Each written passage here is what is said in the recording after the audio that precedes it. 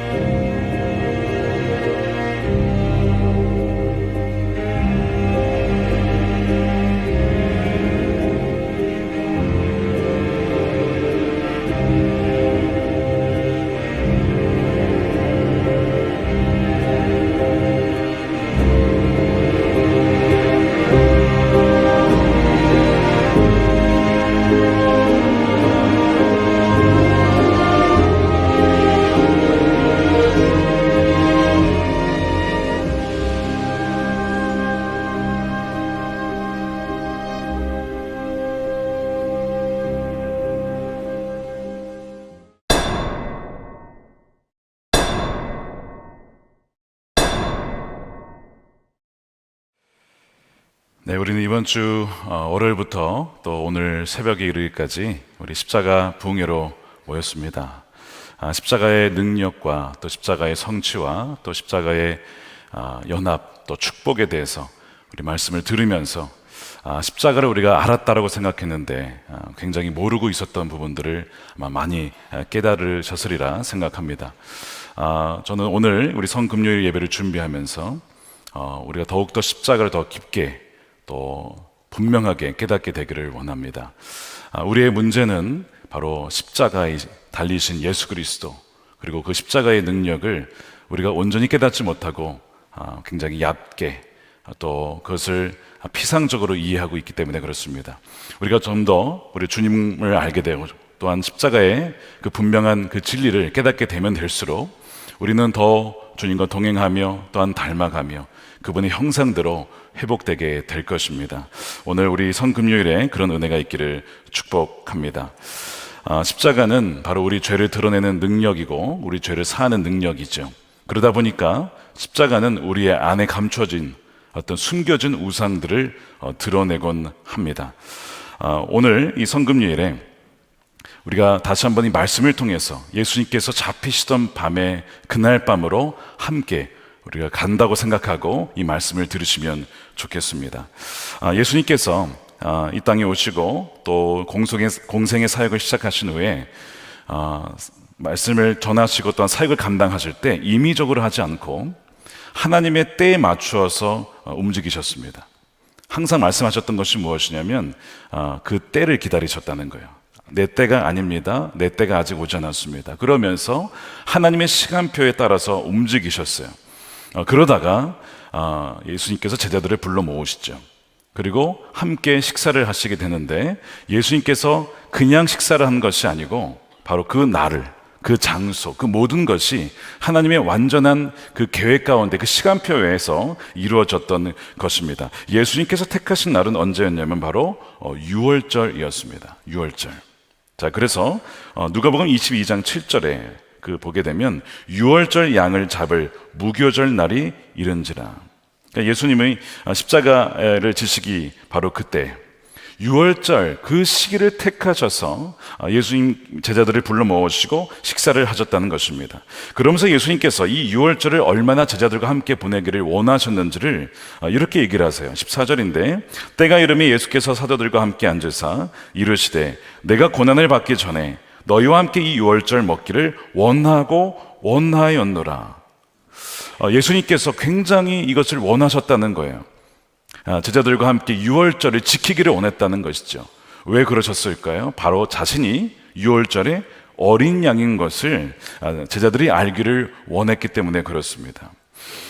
그래서 우리가 십자가의 의미를 생각할 때에 바로 예수님께서 유월절에 어린 양이 되어 주셔서 우리의 모든 죄를 다 사하시고 또한 우리의 죄를 도말하셨다라고 우리가 믿습니다. 그래서 그것이 실제가 되고 또 우리의 고백이 되고, 그렇기 때문에 우리가 부활절을 또한 지키면서 우리 날마다 주님을 찬양하고 고백하게 되는 것이죠.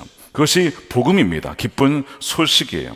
그러나 이 십자가의 복음 안에는 단지 이것만이 아니라, 이거 너무나 중요한 우리 죄사함에 대한 분명한 말씀이고 십자가의 능력이지만 단지 이런 이유만은 아니었다는 거예요. 예수님이 유월절을 택하신 이유는 바로 십자가에 담겨진 또 다른 더 분명한 그리고 너무나 중요한 그 의미가 담겨 있었기 때문에 그렇습니다. 만일 예수님께서 죄사함을 위해서 절기를 택했다라면 유월절이 아니라 대속죄일을 택하셨을 겁니다. 대속죄일.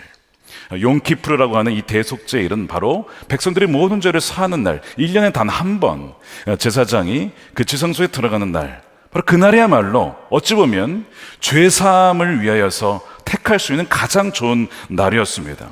바로 그때는 대속죄일에 어떤 일이 벌어지냐면 유대력 7월 10일 날 바로 그때에 두 염소를 준비해서 하나는 하나님께 제물로 드립니다. 바로 백성들의 죄를 사하는 것이죠. 또 한 염소에게는 바로 광야로 보내서 마치 우리의 죄가 동에서 서에서 먼 것처럼 그 염소가 우리의 백성들의 모든 죄를 짊어지고 광야로 갑니다. 그래서 절벽에 떨어져 죽든지 아니면 동물들에 의해서 죽임을 당하든지 어찌됐든 백성들의 죄를 대신해서 죽게 되는 것이죠. 이것이 대속죄일에 벌어지는 일이었습니다. 세례 요한이 예수님을 향하여서 뭐라고 했냐면 세상 죄를 지고 가는 어린 양이다 라고 했을 때 분명히 이 대속죄일의 이 아사셀의 염소라고 하는 이것을 염두에 두고 말씀한 것이 분명합니다. 그러니까 만일 십자가의 의미가 속죄, 이것이 엄청난 의미고 우리를 살리는 구원의 능력이지만 이것만을 의미했더라면 예수님은 대속죄일을 선택했을 텐데 대속죄일이 아니라 유월절을 택하셨습니다. 바로 거기에는 숨겨진 의미가 있어요. 왜냐하면 바로 유월절날 벌어졌던 그 사건이 바로 오늘날 우리에게 또한 제자들에게 일어나기를 바라고 원하셨기 때문에 그렇습니다. 이 유월절에 어떤 일이 벌어졌냐면 바로 애굽의 거짓 신들과 우상들이 다 무너졌고 하나님이 진정한 왕이시고 신이심을 선포되었던 때가 바로 이 유월절 사건이었기 때문입니다. 그래서 오늘 우리가 성금요일에 이 말씀을 좀 깊이 우리가 묵상하면서 우리 안에 숨겨진 우상들은 무엇인가, 또한 그 우상들을 무너뜨리시는 십자가의 권능이 우리에게 체험이 되어지고 경험되어지는 이 밤이 되기를 축복합니다. 십자가의 의미를 분명히 깨닫기 위해서 우리가 이 유월절과 이 출애굽기의 배경을 분명히 이해할 필요가 있습니다. 여러분, 제가 질문을 드려보겠습니다. 유월절이 왜 일어났습니까? 출애굽기 12장에 보면 유월절이 일어났던 배경은 바로 하나님께서 이 유월절을 제정을 하신 것이었는데, 이유가 그것이었는데 바로 애굽을 심판하신 가운데 일어났던 것이죠. 애굽에 거짓 우상들, 신들이 있음을 아시고 그 신들을 하나하나 심판을 하시던 중에 그 마지막 재앙이었던 장자의 죽음이라고 하는 이 재앙 가운데에 그것이 일어나기 바로 전날에 유월절을 주님께서 말씀을 하시면서 이 재앙을 설명을 하셨습니다. 하나님께서는 애굽에 이 10가지 이 신들을, 대표적인 신들을 멸하시면서 유월절을 말씀하셨던 것이죠. 그러면서 그 이유가 왜 심판을 하셨냐면 애굽의 신들은 다 가짜다, 헛된 신들이다. 애굽의 사람들이 그 신들을 숭상하고 심지어 거기에 살아가는 백성들마저도, 히브리 민족들마저도 이 우상들의 힘이 눌려서 노예화되어갔던 상황 속에서 누가 참된 신인지를 보여주시고자 했던 것이 바로 10가지 재앙이었습니다. 출애굽기 12장 12절에 그 의미가 나와 있어요. 내가 그 밤에, 자, 밤이죠. 자, 예수님이 언제 모였습니까? 밤에 모였어요. 그러니까 지금 예수님은 그 유월절 밤을 재현시키시는 것이죠. 애굽 땅에 두루다니며 사람이나 짐승을 막론하고 애굽 땅에 있는 모든 처음 난 것을 내가 다 치고 애굽의 모든 신을 내가 심판하리라. 나는 여호와라 말씀을 하십니다. 그러니까 이 10가지 재앙은 바로 애굽의 거짓 신들과 다 연관이 되어 있었습니다. 예를 들면 첫 번째 나일강의 피해 재앙은 나일강의 신, 즉 하피에 대한 심판이었습니다. 둘째 재앙은 이 개구리 재앙인데 이집트의 이 파충류 신이었던 세베크에 대한 심판이었습니다. 이런 식으로 애굽의 신들을 하나하나 무력화시키십니다. 그러면서 마지막에 이 장자의 죽음이에요. 바로 애굽의 최고 신이라고 여겨졌던 오시리스라고 하는 신이 있습니다. 이 오시리스는 바로 이 죽은 자의 신 혹은 죽음을 관장하는 신입니다. 이 신이 허락하지 않으면 죽을 수가 없는 것이죠. 그것이 오시리스 신입니다. 근데 이 10번째 재앙이 바로 이 장자의 죽음이었어요. 만일 오시리스 신이 진짜였다면 하나님께서 장자를 죽이라고 할 때에 막아야죠. 그런데 그날 밤 오시리스 신은 아무런 힘이 없었습니다. 애굽의 장자가 죽게 되는 거예요. 그럼으로써 이 오시리스 신이 허구임을, 가짜임을 하나님은 드러내 보이신 것이죠. 하나님 앞에 아무런 힘을 발휘할 수 없었던 껍데기였다는 것이 만천하에 드러난 사건이 이 마지막 10번째 재앙이었습니다. 그래서 하나님께서는 내가 참된 신임을 드러내시면서 뭐라고 하시냐면, 백성들아, 왜 세상에서 우상들에게 기웃거리며 헛된 우상들을 의지하며 살아가느냐? 나를 예배해라. 내가 너희의 참된 왕이며 참된 신이며 너희에게 모든 것을 공급하는 공급자이다, 구원자이다 라는 것을 말씀하시는 거예요. 그러면서 하나님이 이 출애굽을 통해서 하나님만을 예배하고 하나님만을 사랑하는 하나님의 백성들을 형성하고자 하셨던 겁니다. 여러분 기억나십니까? 하나님께서 모세를 부르시고 또 모세를 계속 애굽에 바로 왕에게 보내시면서 하셨던 반복된 말씀이 있어요. 뭐냐면 내 백성들이 나를 예배하게 해라 라고 전해라, 바로에게. 이것을 계속 반복적으로 말씀을 하십니다. 예를 들면 출애굽기 8장 1절 말씀을 보겠습니다.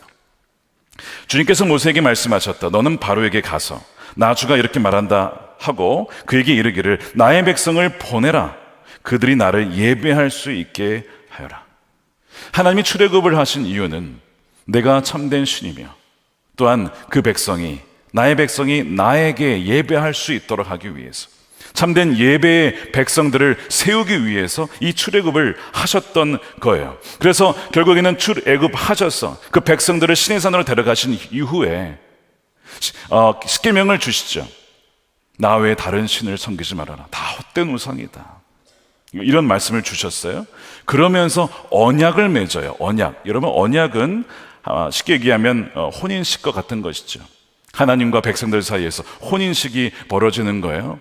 그러면서 그러는 겁니다. 나만을 사랑하고 나만을 예배하면 내가 너희의 하나님이 될 거야. 너희를 보호해주고 너희를 인도하고 너희의 필요한 모든 것을 채워줄 거야. 이것이 바로 언약이었습니다. 자, 그래서 출애굽기 19장 5절입니다. 세계가 다 내게 속하였나니 너희가 내 말을 듣고 내 언약을 지키면, 이 반지처럼, 혼인식 할 때 꼈던 이 반지처럼 제 아내만을 제가 사랑하겠습니다. 전적으로 저는 제 아내의 것이며 또한 아내는 저의 것입니다. 서로만을 사랑하겠다는 이 언약, 바로 그것을 말하는 것이죠. 언약을 지키면 너희는 모든 민족 중에서 내 소유가 되겠고 내 것이 되겠고 너희가 내게 대하여 제사장 나라가 되며 거룩한 백성이 될 거야. 그래서 모세가 어떻게 하냐면 24장에 가서 그 피를 가지고, 피가 나오죠. 오늘 예수님께서 내 피를 너희를 위해 흘렸다라고 했을 때 언약을 위한 피입니다. 그 피를 가지고 백성에게 뿌리며 이르되 이는 여호와께서 이 모든 말씀에 대하여 너희와 세우신 언약의 피니라 라고 분명히 말씀을 하고 계세요. 그러니까 우리 하나님 백성의 소명은 무엇이냐면 하나님을 사랑하고 하나님만을 예배하며 온 천하에 하나님이 우리의 창조주이십니다, 우리가 영원히 사랑하고 의지해야 될 분입니다 라는 것을 알려야 할 소명이 있는 거예요. 그것이 우리의 선교적인 사명인 것이죠. 근데 문제는 무엇이냐면 그 이후에 어떻게 되었습니까? 이스라엘 백성들이 하나님을 배신합니다. 소위 바람을 피게 됩니다. 하나님만을 사랑하지 않고 하나님도 사랑하지만 다른 우상들을 함께 사랑하는 거예요. 부부관계로 얘기하면 간음을 범하게 됩니다.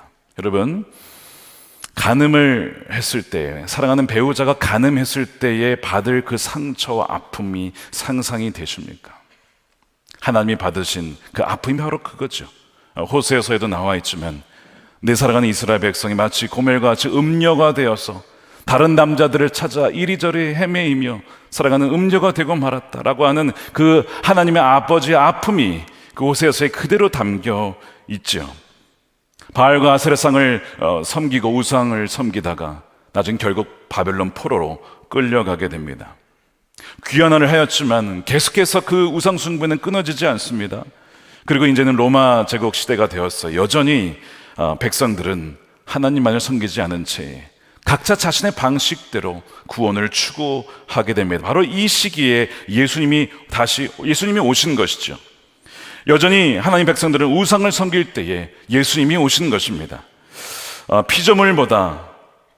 피조물을 창조주처럼 여겼던, 창조주를 섬기는 것이 아니라 피조물을 마치 창조주처럼 여기고 사랑했던 그 백성들의 모습 가운데 예수님이 찾아오시는 거예요.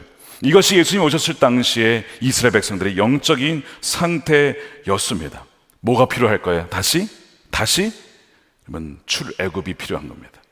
우상의 노예에 사로잡혀 있었던 백성들을 구원할 그 출애굽, 그 유월절이 필요했던 거예요. 그래서 예수님께서 그 유월절을 택하셔서 그 밤에 내가 유월절에 어린 양으로서 너희를 위하여 죽음으로 너희 죄를 사하고 또한 너희들을 그 우상의 소나기에서 건져낼 거야 라고 사실은 말씀을 하시는 것입니다. 자, 그런데 이 우상을 숭배하고 우상에 사로잡혀 있었던 이스라엘의 이야기가 오늘날 동일하게 지금도 벌어지고 있는 일이라는 사실입니다. 제가 여쭈어 보겠습니다. 여러분들은 예수님을 사랑함으로 또한 하나님만을 경외함으로 그 모든 우상에서 자유로워지셨습니까? 한번 이 질문에 오늘 말씀을 들으시면서 한번 대답해 보시기 바랍니다. 여전히 내 안에 감추어진, 숨겨진 우상은 있지 않은가? 위장 전입하여 내 안에 들어온 어떤 우상들은 있지 않는지를 한번 점검해 보시길 바랍니다. 왜냐하면 현대사회에도 형태만 다르지 그 애굽에 있었던 그 우상들과 본질상 동일한 우상들이 즐비하기 때문에 그렇습니다.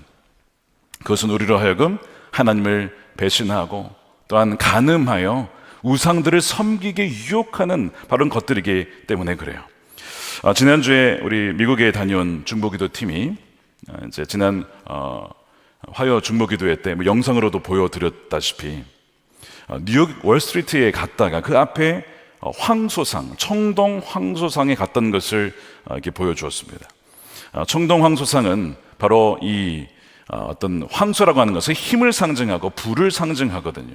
그러니까 사람들이 그 월스트리트 앞에 있는 그 황소상 앞에 가서 사진을 찍기도 하고 그 황소를 만지면서 마치 예배하듯이 어떤 느낌으로 내가 이 황소를 만지면 나도 부자가 될 수 있을 거라는 그 믿음으로 그렇게 만진다고 해요. 그래서 그 부위가 그 소의 부위가 맨질맨질하다고 합니다. 저는 가보진 못했지만 우리 중보기도팀 아마 보셨을 거예요.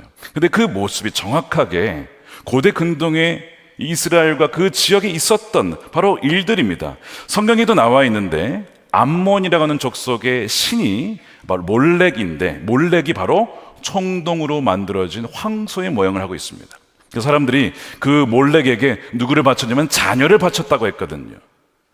자녀를 바침으로써 어떤 더 나은 무엇인가를 얻을 것이라 생각하고 그 몰렉이라고 하는 청동 우상에게, 황소 우상에게 바쳤던 그 수천 년 전의 모습이 지금 그대로 여전히 현대에도 보여지고 있다는 겁니다. 고스란히 부활을 한 거예요. 그러나 여러분 착각하지 말아야 될 것은 우상은 단지 청동이나 돌로 만들어진 것이 아닙니다. 여러분, 우상이라고 하는 것은 사람이든 물건이 되었든 그 어떤 것이든 나에게 하나님보다 더 소중한 그 어떤 것입니다. 하나님보다 더 소중하게 된 그 어떤 것, 분명히 그것은 선한 것이고 좋은 것인데 어느 순간 나에게 하나님보다 더 소중하게 그 된 것이 바로 우상이에요. 그래서 내 마음속에서 하나님이 계셔야 할 그 자리에 하나님 대신에 차지하고 있는 그 어떤 것이 바로 우리의 우상입니다. 그 우상의 특징은 무엇이냐면 하나님만이 주실 수 있는 것을 줄 수 있다라고 속이는 특징을 갖고 있습니다. 그래서 이 우상은요, 사람들의 마음속에서 생겨납니다. 끊임없이 생겨납니다. 이 우상이야말로 리처드 도킨스가 얘기한 만들어진 신입니다. 사람들의 마음속에 계속해서 우상 공장에서 우상을 만들어내고 있는 거예요. 자, 우상이 만들어지는 재료가 있습니다. 재료가 바로 사랑입니다. 목사님 무슨 얘기라고요? 어떻게 우상을 사랑으로 만드냐고요? 여러분, 이 어거스틴이 죄에 대한 정의를 이렇게 내렸습니다. 죄란 무질서한 사랑이다, 왜곡된 사랑이다, 혹은 순서가 뒤바뀐 사랑이다 라고 정의를 내렸어요. 무슨 얘기냐면 죄는 사랑인데 하나님을 가장 사랑해야 될 우리가 하나님을 가장 사랑하지 않고 가장 사랑하지 말아야 될 어떤 대상을 사랑할 때 그것이 바로 죄라는 것입니다. 그러니까 우리가 그런 왜곡된 사랑, 무질서한 사랑을 할 때에 우리는 우상을 만들어내게 되는 것이죠. 그래서 이 우상을 무너뜨릴 수 있는 것은 단 하나인데 하나님을 가장 사랑할 때에만 그 우선순위가 제대로 잡히게 되면서 더 이상 우상은 우상이 아니라 어떤 우리의 도구로서 또한 더 궁극적인 목표를 위해 섬길 수 있는 그 도구가 된다는 것이죠. 어거스틴이 이런 얘기를 합니다. 기독교 교훈이라는 책에서 사랑은 두 가지가 있습니다. 바로 우리가 즐겨야 될 사랑이 있고 우리가 사용해야 될 사랑이 있습니다. 이렇게 두 가지로 구분을 해요. 이 즐겨야 될 사랑, 향유해야 될 사랑은 그 존재 자체로 사랑하는 사랑입니다. 즉 우리 하나님이죠. 하나님은 그 존재 자체로 하나님만을 사랑하는 것입니다. 하나님을 이용해서는 안 되는 거예요. 반면에 어떤 그 도구적인 사랑이 있어요. 사용해야 될 사랑이 있습니다. 이것은 무엇이냐면 더 높은 차원을 위해서, 목표를 위해서 도구로 삼는 사랑입니다. 돈이라고 하는 것이 바로 그 자체로 우리가 사랑할 대상이 아니라 돈을 사용함으로써 하나님을 사랑하고 이웃을 사랑하기 위해서 사용해야 될 대상이지, 그 돈 자체가 우리가 궁극적으로 사랑해야 될 사랑이 될 수는 없다는 것이죠. 문제는 사람들은 이것이 뒤죽박죽 섞였다는 것입니다. 그래서 거기에서 죄가 발생을 하게 되고 거기에서 우상들이 자꾸 생겨나게 된다는 거예요. 권력도 마찬가지입니다. 권력이 나쁜 게 아니잖아요. 여러분, 선한 영향력과 권력이 있으면 그것을 가지고 어려운 이들을 도울 수 있고 사회의 불이한 부분들을 고칠 수 있고 개혁할 수가 있다는 점에서 권력은 그는 좋은 것입니다. 그러나 그 권력을 가장 중요한 것으로 여겼을 때에 사람은 수단 방법을 가리지 않고 그 권력을 쟁취하기 위하여서 사람을 도구화시키고 변질시킨다는 것입니다.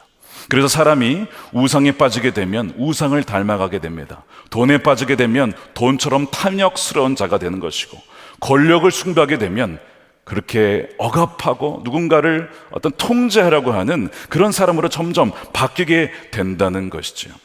여러분 잘 아시는 반지의 제왕이라는 영화가 정확하게 그 모습을 잘 보여주고 있는 영화입니다.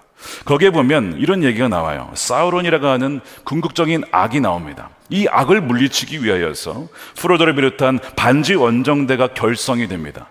그러면서 이제 그 여정을 떠나가게 되죠. 거기에 보면 분명한 선한 동기가 있습니다. 이 절대 반지를 없앰으로써 사우론을 물리치자라고 하는 선한 동기를 갖고 있어요. 근데 그 선한 동기가 누군가가 반지를 끼는 순간 왜곡이 되기 시작합니다. 사론을 물리치기 위한 중요한 목표가 점점 어떻게 바뀌냐면, 그것을 이룰 수 있다면 어떤 수단과 방법을 가리지 않아도 괜찮아, 사람을 죽여서라도, 우리가 권력을 가지서라도 그를 이뤄야 돼, 이런 식으로 사람이 변질이 되는 거예요. 그래서 그 반지를 딱 끼는 순간, 이게 절대 반지는 아니지만 끼는 순간 여러분, 주인공도 갑자기 눈이 싹 바뀌죠. 그 안에 감추었던 우상이 싹 드러납니다. 그러니까 그 반지를 껴보면 내가 섬기는 사실상 우상이 무엇인지가 나타나게 되는 거예요.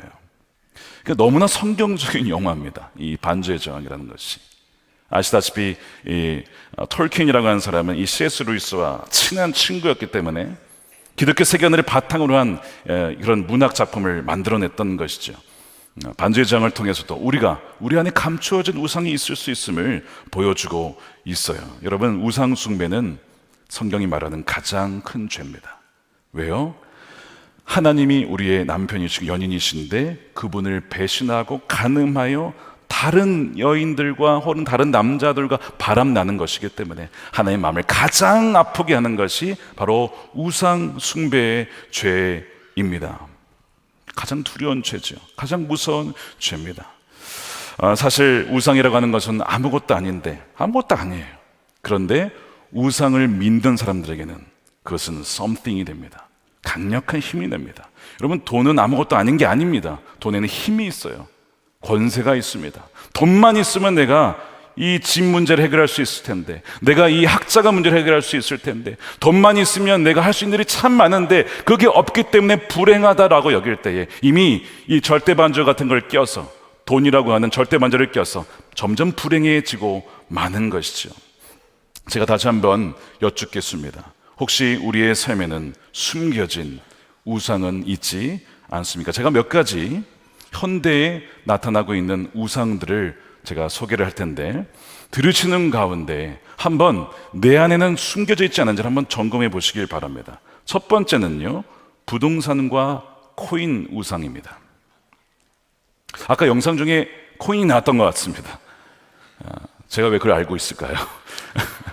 오해하지 마십시오. 네. 최근 현대사회의 우상이 있다면 부동산 우상과 코인 우상을 꼽을 수가 있습니다. 여러분, 부동산이 나쁜 겁니까? 아니죠. 부동산은 사용해야 될 대상입니다.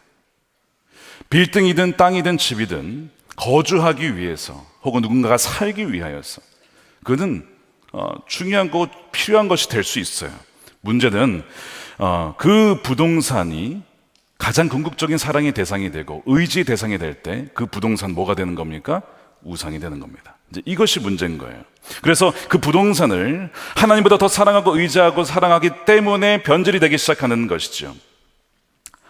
제가 통계를 봤는데요, 한국의 청년들 20대 30대에도 아마 여기 좀 많이 계신 것 같은데 돈을 빚지는 이유가 있다고 해요. 보통 이 25세에서 30세까지는요 학자금 때문에 빚을 많이 진다고 합니다. 여러분, 이것은 어떻게 보면 필요한 빚이죠.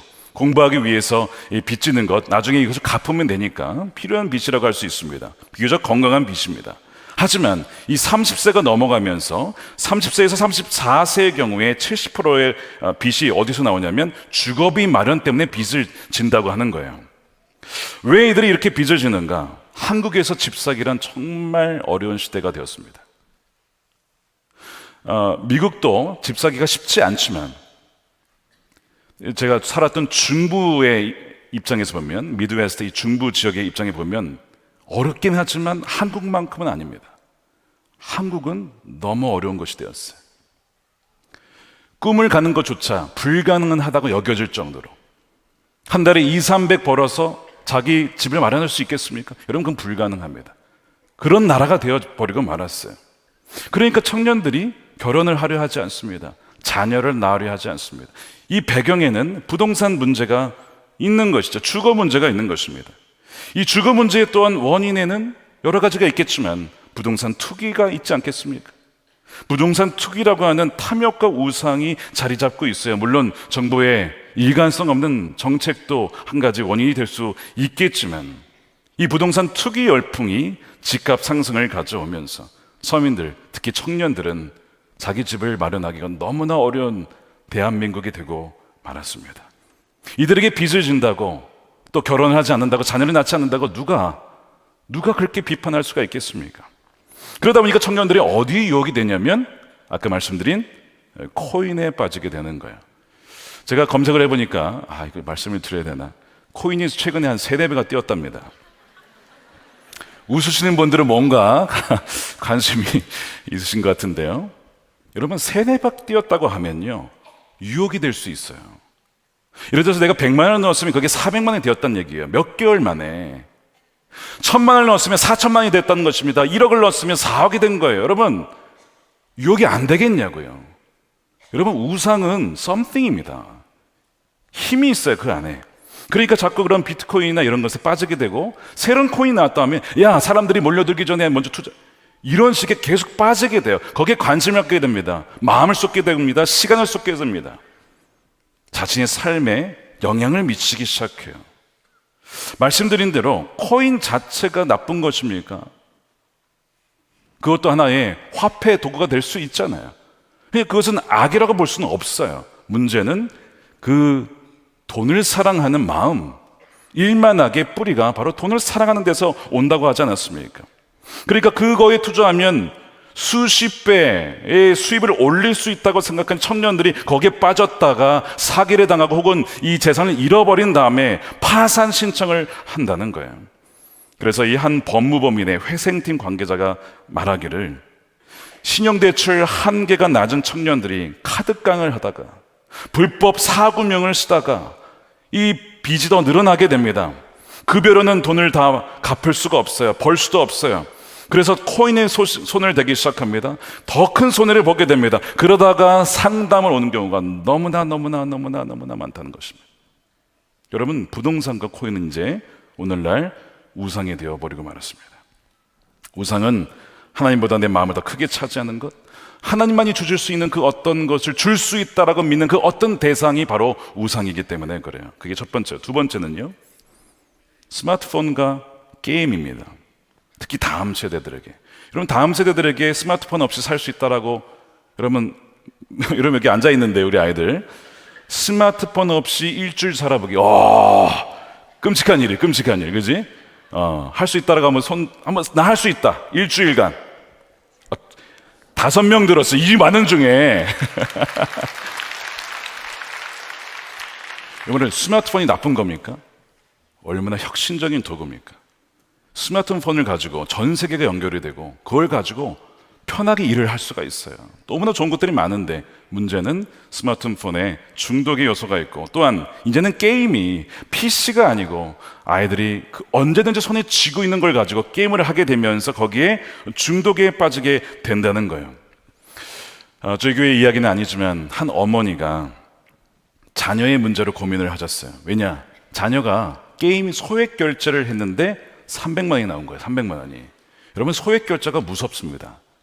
그게 보통 한 5,000원, 9,900원 이렇게 하는데, 이것이 반복이 되면요, 수백만 원 쌓이는 건 금방이거든요. 그럼 왜 아이들이 게임에 돈을 투자할까요? 처음에 게임은요, 다 무료입니다. 무료. 무료라 이거예요. 엄마 이거 무료야. 그거 깔아줘요. 그러면 무료로 들어가면 거기 뭐가 있느냐? 아이템을 사게끔 만들어요. 아이템을 사 무기가 좋아야 남들보다 경쟁 우위를 가지고 이길 수가 있는 거예요. 레벨업을 할 수가 있는 거예요. 거기에서 내 영향력을 발휘할 수가 있는 거예요. 이 세계는 내 세계야. 돈을 투자하면 할수록 강력한 캐릭터가 됩니다. 그러니까 자꾸 돈을 쓰게 만드는 그 시스템이 바로 오늘날 현대판 애굽 노예 시스템입니다. 거기에 갇혀 들어가면 헤어나올 수가 없는 거예요. 그래서 뭐만 하면 엄마 나 소액 결제할게, 이런 얘기가 나오는 거예요. 무심코 줬다가 결제를 하고 계속 결제가 반복이 되죠.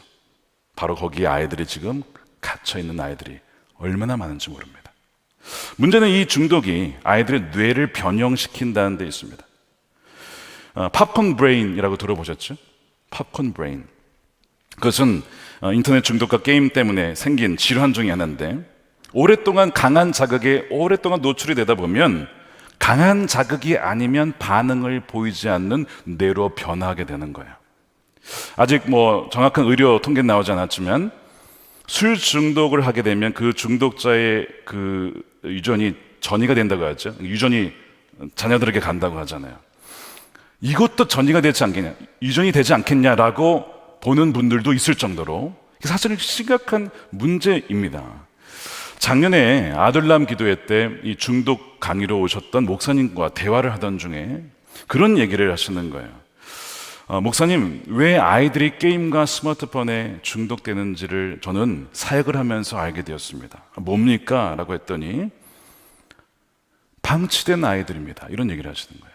근데 방치된 아이들이 두 가지 부류가 있어요. 하나는 부모님께서 너무 바쁘시거나 혹은 어떤 사유 때문에 아이들을 돌볼 수 없어서 혼자 남게 된 아이들, 이게 방치된 아이들 첫 번째 부류고, 두 번째는 아이들은 엄청 바빠요. 어떤 점에서요? 학교를 끝나고 계속 학원을 가는 거예요. 10시, 11시까지 계속 갑니다. 그러니까 아이들과 친구들과 부모님과 관계를 맺을 수 있는 여력이 없다는 점에서 방치가 된 거예요. 자, 그러니까 이런 아이들의 특징이 무엇이면 다 그런 건 아니지만 바로 그 관계가 빠지게 되면서, 부모의 관계 혹은 친구의 관계가 빠지면서 자연스럽게 의지하게 되는 것이 스마트폰과 그 안에 게임이라는 것입니다. 이것을 통해서 소통을 한다거나 이것을 통해서 게임에서 만난다거나 그렇게 될 수밖에 없는 그 환경 속에서 더욱더 많은 아이들이 중독에 빠집니다. 이런 얘기를 하시는 거였습니다. 교회가 해야 될 일이 무엇일까라고 했을 때, 그렇게 아이들을 방치할 수밖에 없는 환경에 있는 가정들이 있잖아요. 또 그 아이들을 교회가 섬기고 사랑하고 돌보는 역할을 감당해야 된다고 생각합니다. 그러면서 동시에 그 아이들이 그 가정이 회복되어서 그 가정 안에서 진정한 돌봄을 받을 수 있도록 도와줘야 되지요. 이뿐만 아니라 아이들이 아까 말씀드린 것처럼 환경적으로 계속 공부해야 되는 환경이 아이들로 하여금 그 어떤 것을 의존하게 만드는데, 바로 그렇게 몰아가는 것은 혹시 우리 부모님의 문제 아닌가라고 하는 것을 또한 그 목사님께서 말씀을 하신 적이 있습니다. 제가 그걸 들으면서 그렇구나, 우리 아이들을 그렇게 만들어가는 것이 이 세상이고 이 환경이고 한편으로는 우리 부모의 책임이 아닌가라는 그런 생각을 하게 되면서 참 마음이 아팠습니다. 이 중독이라고 하는 것은 결국에는 의존하는 거예요. 무엇에 의지하고 또 의존하게 되는 것인데, 한국에 중독자가 800만 명 최소, 관련된 가족들의 수를 포함하면 2,500만 명입니다. 그러면 우리나라 거의 절반 이상 정도 되는 거 아닙니까? 많은 사람들이 여기에 영향을 받고 있어요. 바로 중독은 바로 우상 숭배한 영향 중에 하나입니다. 세 번째가 있다면 일과 성취라는 우상도 있죠. 한국은 참 바쁘게 살아갑니다. 바쁠 수밖에 없는 또한 구조가 있습니다. 그러다 보니까 사람들이 처음에는 일을 하고 좀 선한 것이고 노동도 귀한 것인데, 일을 하다 보면 어느덧 우상에 빠지게 돼요. 어떤 우상이냐면 일을 통해서 뭔가 성취하고 싶은, 성취가 나쁜 것은 아닌데 그 성취가 지나쳐서 사람들에게 증명하고 싶고 무엇인가를 나타내 보이고 싶은 허영과 같은 상태로 변질될 수가 있는 거예요. 그래서 피로사회라는 책에 그 저자가 이런 얘기를 합니다. 예전에는 공장의 공장장이 사람들을 착취했다면, 오늘날 사회는 착취자가 다른 사람이 아니라 자기가 스스로를 착취한다는 거예요. 자기 스스로를 몰아간다는 거예요. 왜요? 무엇인가를 성취하고 인정받고자 거기에 노예가 되어서 스스로를 괴롭힌다는 것입니다. 그래서 피로사회가 되었다, 이런 지적을 했어요. 그러니까 우리 안에 일이 또 하나의 우상이 되어버릴 수 있다는 것이죠. 네 번째가 있다면 종교심입니다. 놀랍게도 우리의 어떤 이 믿음과 선하게 살고 순종하고자 하는 것마저도 우상이 될 수 있어요. 우리는 그 이야기를 어디서 찾아볼 수 있냐면 바로 탕자 이야기에서 찾아볼 수 있습니다. 탕자 이야기. 탕자 이야기에 세 인물이 나옵니다. 물론 거기에 소도 나옵니다. 그렇지만 대표적인 인물 셋, 아버지와 첫째 아들과 둘째 아들이 나와요. 둘째 아들 이야기는 아시죠? 나갔다가 들어옵니다. 근데 첫째 아들이 바로 형이 굉장히 불쾌하죠. 아버지가 동생을 위해서 소를 잡고 잔치를 벌이는 데에서 굉장히 화가 납니다. 그러면서 그 형이 하는 말이 있어요. 누가복음 15장 29절이에요. 아버지께 대답하여 이르되 내가 여러 해 동안 아버지를 섬겨 명을 어김이 없거늘 내게는 염소 새끼라도 주어 나와 내 벗으로 즐기게 하신 일이 없더니 어떻게 내 동생에겐 저럴 수 있습니까? 내 동생의 말도 아니고 당신의 아들이라는 표현을 쓰죠. 여러분, 왜 이 첫째 아들이 분노하는 것일까요? 지금까지 수년간 아버지를 섬긴 것은 내가 원하는 것을 얻고 싶었기 때문이었음이 드러난 것입니다. 그러니까 이 아버지는 하나님이잖아요.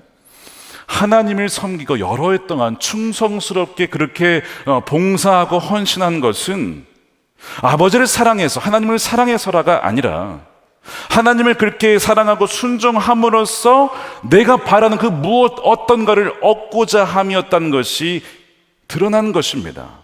그런데 내가 그렇게 하나님을 섬겼는데 나에게 돌아오는 것이 없어요. 오히려 나에게 어떤 손해가 옵니다. 그러면 그때 어떤 일이 벌어지냐면 처음에는 서운합니다.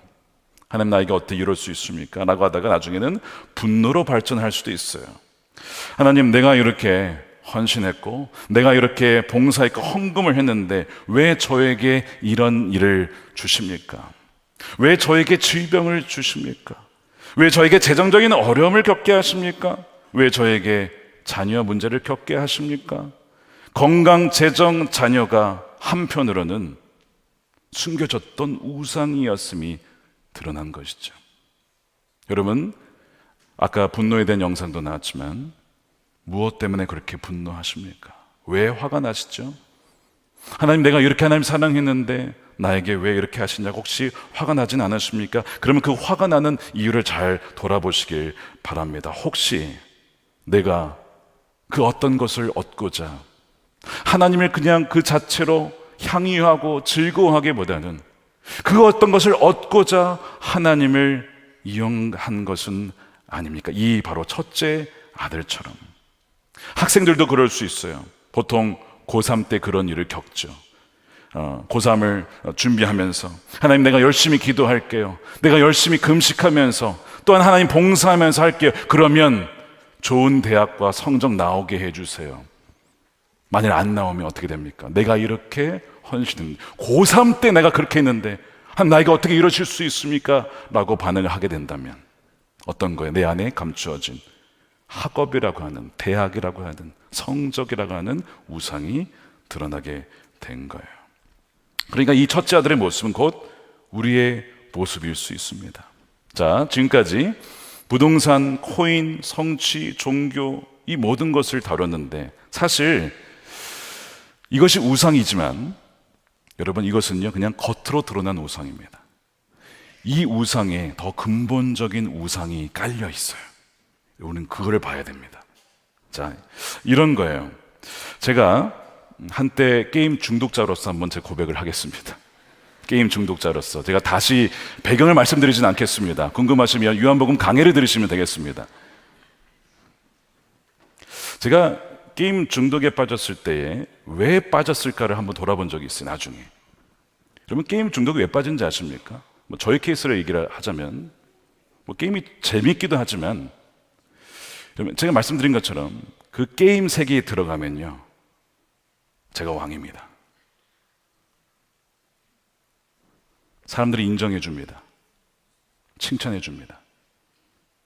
호응해 줍니다. 상대방을 이길 수 있어요. 상대방을 통제할 수도 있습니다. 마치 어떤 느낌을 받아요? 신과 같다는 느낌을 받습니다. 거기에 끌리는 거야. 게임이 우상인데 근본적인 원인이 무엇이냐면 힘입니다. 인정입니다. 통제입니다. 이게 근원적인 우상이에요. 여러분, 돈이 우상이라고 했는데 돈이 우상이 아니고요.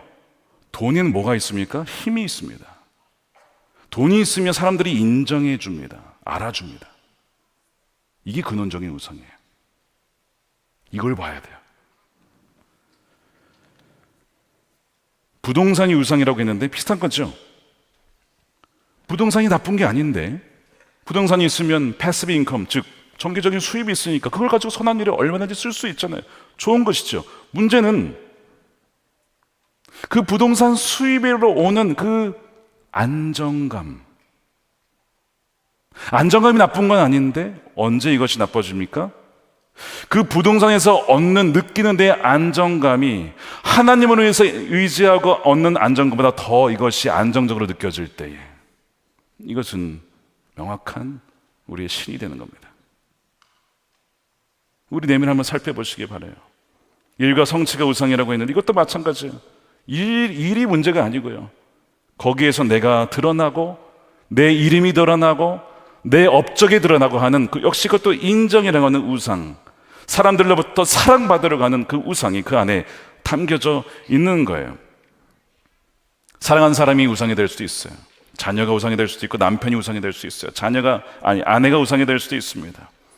자녀를 그렇게 공부시키는 그 이유가 무엇일까요? 자녀가 잘 자라서 정말 하나님의 자녀답게 세상의 빛과 소금으로 살아가길 원하죠. 어느 부모라고 그렇지 않을 부모가 있겠습니까? 그런데 한편으로는 그렇게 자녀를 몰아치는 그 깊은 내면에는 이 자녀를 자랑스러워할 수 있을 만한 어떤 사람들의 인정, 역시 인정이 나오네요. 혹시 그것 때문에 아이들을 몰아치는 것은 아닐까? 그러니까 여러분, 힘과 인정과 안정과 통제라고 하는 것은요, 겉으로 보여주는 많은 우상들이 사실은 뿌리가 되는 겁니다. 출애굽 당시에 이스라엘 백성들마저도 애굽의 우상들에 사로잡혀 있었어요. 목사님, 그 피해자 아닙니까? 이스라엘 백성들은 이렇게 물으실 수 있어요. 근데 여러분 성경 잘 읽어보세요. 광야로 갔던 백성들이 뭐라고 하신지 아시죠? 우리가 애굽으로 돌아가자 이거예요. 그때가 좋았다 이거예요. 그때가 훨씬 낫다 이거예요. 그들은 애굽을 그리워하고 있었습니다. 애굽이 좋았다 이거예요. 이게 우상의 특징입니다. 우상은 우리를 파괴시키거든요. 근데 뭔가 좋은 뭔가가 있어요. 뭔가 즐길 수 있고 좋은데 우리를 파괴시켜요. 이것이 우상의 특징이에요. 게임이 즐겁죠, 재밌죠. 그런데 점점 중독이 되면서 삶을 살아갈 수 없게 만들어 갑니다. 이스라엘 백성들은 애굽에 살면서 우리를 살려달라고 외치면서 동시에 나가봤더니 차라리 그때가 좋았다라고 그렇게 회상을 하고 있었습니다. 그러니까 지금 예수님께서는 바로 오늘날 우리에게도 이런 우상 숭배에 사로잡힌 채에 하나님 우리를 살려주세요라고 외치지만 동시에 그것이 너무 좋아요 외치는 우리를 향하여서 십자가에서 그 모든 우상의 권세들을 멸하시고 파하시고 우리를 건지시기 위하여서 새로운 유월절, 아니 궁극적인 유월절을 오늘 이 성금요일에 우리를 위해서 행하신 것입니다. 주님께서 뭐라고 십자가에서 하셨죠? It is finished. 다 이루었다. 모든 우상들은 다 해체가 되었다. 그리고 이제는 내 백성들을 내가 구원하여 진정 하나님만 사랑하고 섬기며 따라가는 나의 백성, 새 언약 백성이 되었다라고 선언하시는 겁니다. 그래서 예수님께서 오늘 본문에 22장 20절에 저녁 먹은 후에 잔도 그와 같이 하여 이르되 이 잔은 내 피로 세우는 새 언약이다. 곧 너희를 위하여 붓는 것이다. 내가 너희를 위해서 내 피를 다 쏟아서 붓는 것은 너희가 예전에 맺었던 언약을 깨고 하나님을 떠나서 우상들을 섬겨서 그 언약이 깨졌는데 하나님 너희를 포기하지 않았어. 너희를 버릴 수가 없어. 어찌 어미가 젖먹이를 잊을 수 있겠느냐. 그러나 그냥 데려올 수는 없었어. 왜죠? 그 죄에 대한 대가를 치러야 되니까요. 하나님은 의로우신 분이잖아요. 그러니까 그 대가를 치러야 되는데 하나님의 아들을 보내셔서 대신 치르게 하시고 우리를 건져주신 거잖아요. 그래서 새 언약이라고 하는 거예요. 새 언약, 새 언약을 통해서 이제는 다른 것이 있어요. 예전에는 우리가 힘들게 율법을 지켜나가면서 힘들지만 지켜나가 이런 것이었다면 이제 새 언약의 특징은 우리 마음에 하나님의 뜻을 새겨주셨어요. 성령을 통해서 이제는 그것을 살아낼 수 있는 그 힘을 주시겠다는 것입니다. 그게 놀라운 것이고 그게 새로운 언약의 특징인 것입니다. 그래서 이제는 내가 너와 안에 있어. 이 떡을 받아 먹어라. 내 몸을 받아 먹어라. 내 피를 받아 마셔라. 이제는 내 생명이 너희 안에 있다. 너희는 내 안에 있다. 너와 나는 하나야. 연합된 거야. 더 이상 과거에 이제 종노릇 할 수 없는 나의 새로운 백성이 된 거야. 이것이 십자가에서 벌어진 사건입니다. 십자가에서 우상들을 다 멸하시고 그 권세에서 풀려나게 하셨어.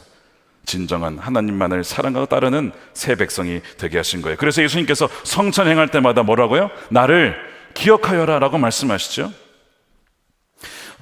기억하라라고 하는 이 단어가 영어로는 remember라고 되어 있습니다. remember, 기억하다라고 하는 것인데 이 영어 단어 remember라고 하는 것에 두 가지로 다 나눠져 있어요. re와 member입니다.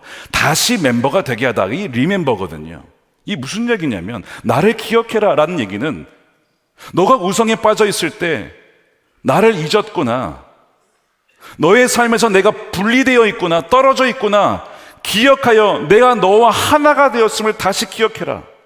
기억함으로써 너와 내가 하나고 떨어져 있는 거가 아니라 너와 나는 이제는 완전히 연합되었다는 것을 잊지 말아라. 이것이 이 기억하라의 의미예요. 그래서 이 기억하다의 헬라어 아남네시스라고 하는 이 단어에는 이식하다, 꿰매다라는 의미가 있습니다. 우리가 성찬을 행할 때마다 나를 기억하여라. 그래서 주님을 기억할 때마다 주님과 내가 따로따로가 아니라 주의 몸된 자로서 우리는 하나이지라고 하는 것을 기억하라고 하는 말씀이죠. 다윗아, 너 왜 불안하니? 너가 나로부터 떨어져 나갔구나. 나를 잊었구나. 내가 너와 함께 한다는 것을 잊었구나. 나를 기억해라. 내가 너의 전부가 되었고 너의 생명이 되었고 너의 모든 것이 되었는데 무엇이 불안하니? 왜 걱정을 하니? 주님 말씀하시는 거예요. 예수님께서 십자가에서 모든 우상들을 다 무력화시키셨습니다. 자, 골로새서 2장 15절 말씀을 함께 읽겠습니다. 시작. 통치자들과 권세들을 무력화하여 드러내어 구경거리로 삼으시고 십자가로 그들을 이기셨느니라. 그 모든 헛된 우상들을 다 이기셨다는 거예요. 그래서 그 우상들을 다 무너뜨리시고 본래의 도구의 자리로, 종의 자리로 다 회복시키신다는 것이죠. 예수님이 진정 우리의 왕이 될 때 돈은 우리의 우상이 되는 것이 아니라 우리 종이 됩니다. 하나님의 뜻에 따라, 주인의 뜻에 따라, 때에 따라 그 필요한 곳에 흘려보내며 섬길 수 있는 그 돈은 종이 되는 것이죠. 여러분, 그렇게 돈을 사용하십시오. 하나님의 뜻에 따라 쓸 수 있는 돈의 주인이 되십시오. 그래서 그것을 흘려보내시는 거예요. 권력, 여러분 필요합니다. 선한 권력을 통해서 이 나라의 부패와 어떤 잘못된 것을 고칠 수 있는 영향력 있는 국회의원과 어떤 시장과 이런 그 위치에서 섬길 수가 있잖아요. 그래서 우리가 진정 하나님만을 예배할 때에 우상들은 파괴되어지고 우상들은 본래 자리로 돌아가게 된다는 것입니다. 어떤 가정이 대출을 받아서 땅과 빌딩들을 막 매입하기 시작했어요. 어느 정도 수익이 있었습니다. 근데 아시다시피 한국의 부동산 침체가 일어나고 대출이자가 폭등했죠. 한 달에 갚아야 하는 이자가 수천만 원이 된 거예요. 수천만 원이. 여러분, 한국에 이런 분들이 굉장히 많습니다. 안타깝게도. 부동산이 우상이 된 거죠. 그러니까 하나님이 그 우상들을 무너뜨리셨어요. 하나하나. 근데 그럴 때에 이분이 깨닫는 거예요. 목사님, 부동산이 저의 우상이었습니다. 그동안 부동산을 우상으로 섬기고 살았던 삶을 회개합니다. 회개합니다. 예수님께서 십자가에서 하시는 것이 이거예요.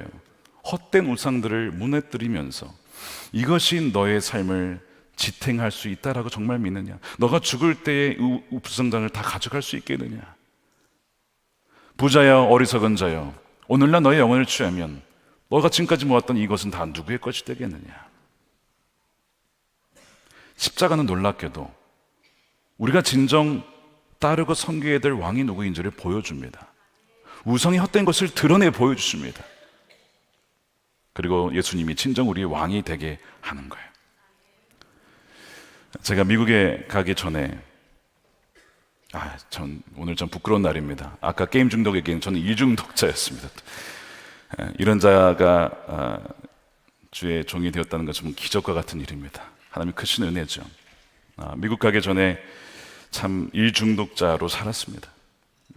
사역을 한 주에 한 70시간, 80시간을 그냥 원해서, 누가 강요한 것도 아니었어요. 제가 원해서 그렇게 사역을 하다가 미국에 갔어요. 근데 그렇게 미국에 가서 공부를 하고 목회를 하다 보니, 그때는 몰랐는데 제가 날짜를 적어놨습니다. 2016년 1월이었습니다. 오늘 말씀을 묵상을 하는데 제 안에 우상이 있음을 보았어요. 본문이 출애굽기 2장이었습니다. 뭐였냐면, 모세가 이집트 이제 바로의 딸의 아들로서 소위 이집트 왕자라고 불리죠. 그렇게 있다가 사람을 죽이고 미디안 광야로 도망갑니다. 그래서 광야에서 살게 돼요. 미디안 광야에서. 그러다가 이제 거기에서 자녀를 낳게 되는데, 이 첫째 아들의 이름이 게르솜이었습니다. 그 본문이 이거였어요. 내가 타국에서 나그네가 되었음이라 라고 하는 본문이었습니다. 이 말씀을 제가 묵상을 하고 있는데 문득 하나님께서 질문을 하셨습니다. 여러분, 말씀을 대충 하지 않고 진지하게 우리가 묵상하다 보면 성경이 말을 걸죠. 하나님께서 말씀을 건네오십니다. 이렇게 저한테 물었어요. 다윗아, 타국에서 나그네로 살아도 좋겠느냐? 대답할 수가 없었어요. 저는 주님이면 충분하다라고 고백을 했는데, 타국에서 나그네가 되어도 좋느냐 말씀에 네라고 할 수 없었습니다. 왜 그럴까? 타국에서 소수민족으로 인정받지 못한 채 살아간다고 하는 삶을 생각해 보니까, 그런 건 아니었지만 그렇게 된다고 생각하니까 그게 너무 힘들어 보였습니다. 아무도 주목하지 않는 곳에서, 광야 같은 곳에서 살 수가 있을까?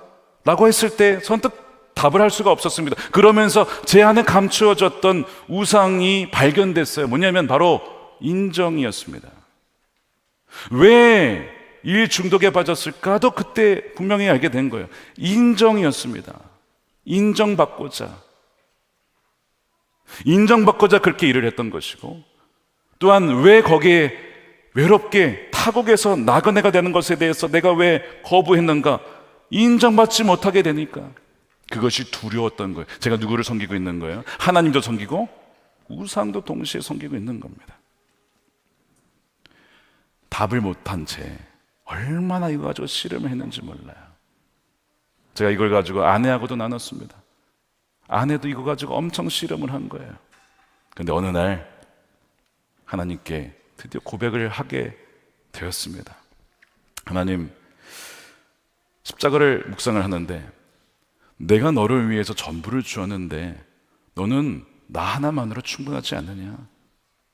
어디에 있든지 나 하나면 충분하지 않아? 정말 그러니? 제가 얼마나 울었는지 몰라요. 그것 때문에.